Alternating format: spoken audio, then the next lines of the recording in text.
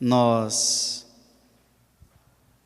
meditamos nesta solenidade de Cristo Rei sobre a realeza de Jesus, que nos anuncia um reino onde reinar é servir.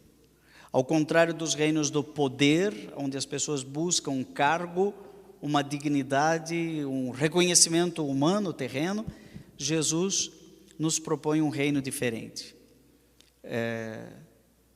Carlinhos, dá um Ré maior aí.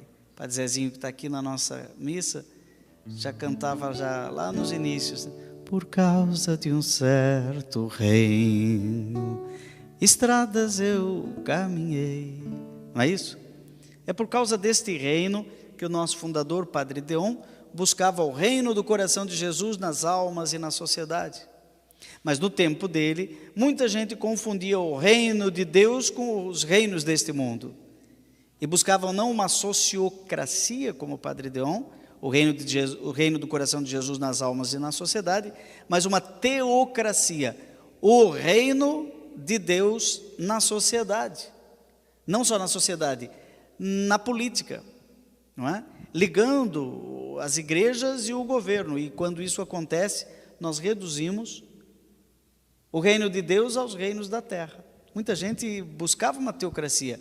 Nós mesmos, quando Padre Deon mandou os primeiros missionários para o Equador, para ajudar a construir o grande templo do coração de Jesus em Quito, isso lá pelos idos de 1890, 1880, quando chegaram lá, eles perceberam, os deonianos, perceberam que o ideal que estava na cabeça de uma outra congregação era que o reino do coração de Jesus estivesse ligado ao governo, e realmente dominaram o governo do Equador. Mas depois vieram outras forças que dominaram o governo e expulsaram a gente do Equador, e foi por isso que nós viemos parar aqui no sul do Brasil, porque fomos expulsos por um outro reino. Então os reinos desse mundo são assim, brigam, não é? Então vem Alexandre o Grande, depois vem Nabucodonosor, depois vem Roma, aí, enfim, são tantos reinos que se sucedem, um derruba o outro, não é assim? Sempre na história foram sucessões de reinos. E Nabucodonosor, por exemplo, lá pelos idos de 600 a.C., 660 para ser mais exato, tinha um sonho. Eu sonhei com uma estátua que tinha cabeça de ouro, depois ia descendo até que chegava nos pés, eram de barro. Chamou os magos da corte para descobrir qual era, interpretar o sonho do grande rei Nabucodonosor. Ninguém conseguiu, não interpretavam direito. Até que veio um jovem Daniel, isso está escrito no livro de Daniel, não é? Ele disse: olha, você é a cabeça de ouro. Aí o rei ficou impressionado, né? Porque o rei que é baseado no poder gosta de elogio. Mas depois foi descendo, os outros reinos são menores, mas tome cuidado, o pé é de barro. Aí vem uma pedra do alto do monte, derruba a estátua, e o que adianta uma cabeça de ouro se o pé é de barro? Não é? Assim, a história do Basileia Tuteu, do reino de Deus, foi se transmitindo de geração em geração, e chegou até o tempo de Jesus, que anunciava um reino. Jesus veio pregar o reino, só que no reino de Jesus, Marcos 10, 45, reinar é servir, e servir é dar a vida, e dar a vida em resgate. Então é um reino de salvação, é o reino do Messias Salvador, né? E o seu trono é a cruz, e a sua coroa é de espinhos, né? E o seu orgulho é a aparente derrota, né? É tudo o contrário, é o anti-reino. Mas enfim, eu dizia que o reino de Jesus parece o anti-reino, é tudo o contrário dos reinos deste mundo, não é? E o nosso rei, questionado aqui por Pilatos, que não está entendendo que rei é esse, que aparece totalmente derrotado, ele falou: o meu reino não é deste mundo. O reino de Jesus é o reino de quem abre a mão, a mente, o coração, enquanto que os reinos deste mundo fecham, retêm para si. O reino de Jesus é o reino da entrega, o reino da graça, o reino da dádiva. Nós queremos uma civilização da inteligência e do coração, uma civilização do amor. É isso que o Padre Deon dizia no seu primeiro discurso educacional em 1877. Buscamos a civilização da inteligência e do coração. Mais do que um sacrifício cruento da cruz, nós buscamos a dádiva espiritual. Por isso que chamamos isso de oblação. Originalmente éramos os oblatos do coração de Jesus. Esse é o reino que nós procuramos, o reino da entrega, o reino da comunhão, o reino da solidariedade, o reino da inteligência, o reino do coração. Pilatos não entendeu. Que reino? Jesus disse, tu dizes, eu sou rei. Os primeiros cristãos ficaram com isso como que um eco no seu ouvido, até chegar no final dos anos 70, 80, 90, que no Apocalipse de São João, nós ouvimos, né, na primeira leitura a profecia de Daniel, na segunda leitura o livro do Apocalipse, que diz que Jesus é a testemunha fiel, ou seja, a martiria é testemunha, é o mártir fiel, o primeiro a ressuscitar dentre os mortos, o soberano dos reis da terra. Por isso Jesus não é simplesmente um rei, Jesus é um imperador, não é? E o império de Jesus significa que ele é o soberano dos reis, porque tecnicamente rei tem um reino, imperador é o que domina os reis, não é? Então Jesus seria o imperador dos reinos da terra, como diz aqui literalmente no livro do Apocalipse. Ele é o soberano dos reis da terra. Todos os reis tiveram um começo e um fim. Jesus é aquele que é o alfa, o ômega. O seu reino não terá fim. Então, nós esperamos aquele rei que há de vir. Mas a nossa esperança é ativa, porque o reino se realiza a cada dia. A cada dia se realiza o reino de Jesus. E nos outros, estamos no ano B, nos outros anos, há outras leituras em que o rei faz um juízo final, não é? Vocês lembram dessa história de Mateus 25?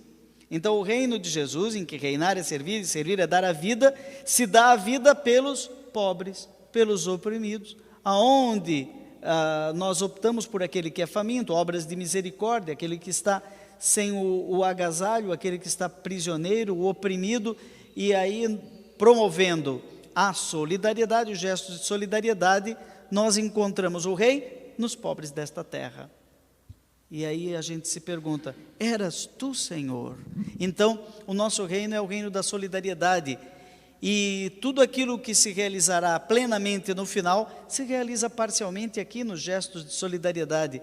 Por isso que nós podemos construir o reino do céu na terra, não o reino da terra, mas o reino do céu na terra. E nós dizemos isso perfeitamente na oração do Pai Nosso, quando a gente diz, venha a nós o vosso reino, venha a nós o vosso reino, pedimos que esse reino venha e que ele aconteça todo dia. Hoje é o Dia Nacional do Leigo, da leiga, que tem a missão de levar este reino para cada espaço do mundo, não é? A índole secular da missão do cristão fiel leigo. E mais ainda, na oração do Pai Nosso, depois de pedir que o reino venha, que ele aconteça, que o céu aconteça na terra, o Pai Nosso radicaliza dizendo, e seja feita a vossa vontade, assim na terra como no céu. Aqui eu termino a dinâmica da construção do reino, que começa como uma semente de mostarda, pequenininho, e vai crescendo, né? Vai crescendo, vai fermentando a massa toda.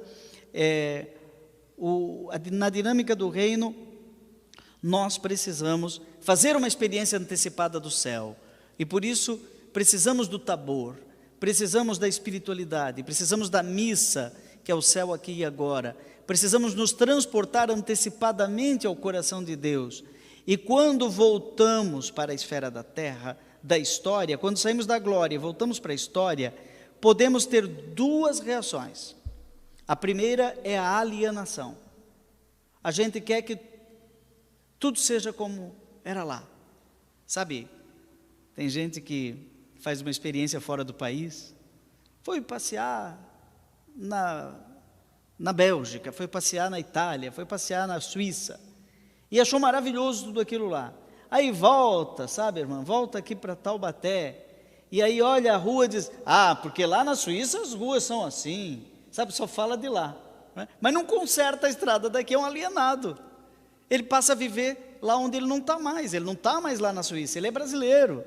Ao invés de consertar as estradas do Brasil, ele fica desqualificando o Brasil e elogiando as estradas da Suíça.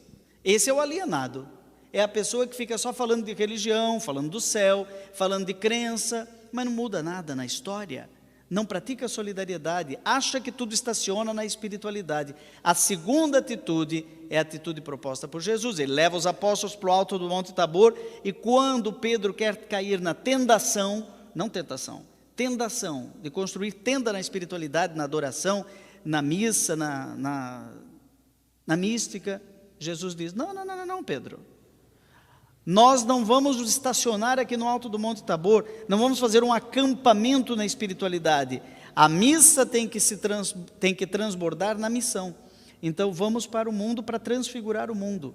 E então eles descem e acontecem vários milagres, em que Jesus, por meio do símbolo dos milagres, traz o céu para a terra.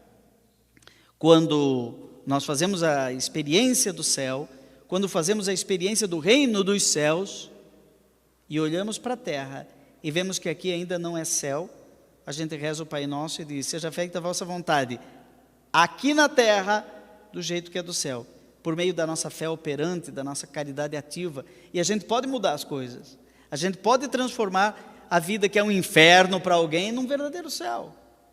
Nós podemos transformar a vida que é terrível, aquela fome, em saciedade, aquele frio em calor, aquela carência em afeto.